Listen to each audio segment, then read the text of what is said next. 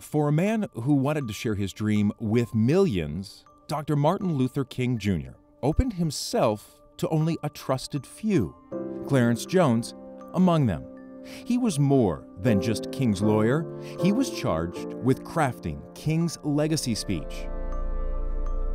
Now a professor at the University of San Francisco, Jones irons out the wrinkles in history about what went in to creating a document that magnetized a segregated country. When he came to Washington, he already came with a background of having discussed quite extensively some of the ideas that he would put in his speech.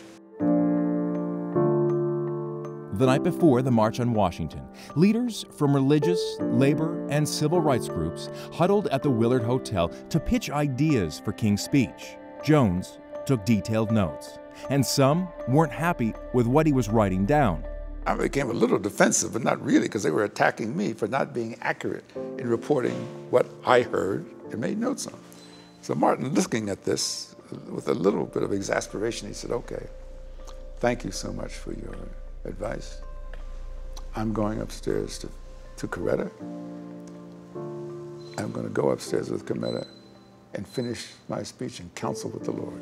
Clarence, I'll be in touch with you later or in the morning. And I'll take whatever notes you have." Okay? So I gave him the notes. The next morning, Jones navigated a sea of more than 250,000 people to the steps of the Lincoln Memorial, wondering what was in the final draft. He didn't get his answer until he heard King's voice boom from the loudspeakers. The life of the Negro is still sadly crippled by the manacles of segregation and the chains of And as he speaks more and more, 100 years later, I then put together, I say to myself, oh, he's actually using the textual material which I had suggested. Was there a lot of satisfaction when you're hearing your words? Well, but to say your words, that's what I want to, yes and no. Not your words? No, they were collective words. They were words that me as the writer were putting in form of what we had talked about before. I wrote, "In a sense, we've come to our nation's capital to cash a check. When the architects of our republic wrote the magnificent words of the Constitution and the Declaration of Independence." And then, more than halfway through the speech, a spark ignited the fire of a Southern Baptist preacher. A shout from his favorite gospel singer, Mahalia Jackson. "Tell him about the dream, Martin. Tell him about the dream." I have a dream that one day, as I said, these people don't know it, but they're about ready to go to church. Sisters and brothers, I have a dream today. The whole world was listening, hanging on every word in a speech that almost wasn't.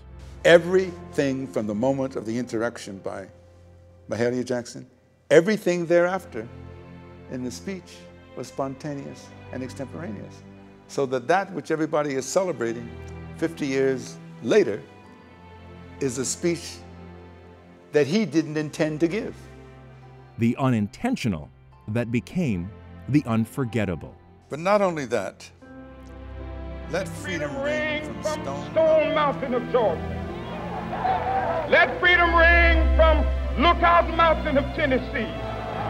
Let freedom ring from every hill and molehill of Mississippi, from every mountainside. Let freedom ring. Dan Cleffler, ABC News, San Francisco.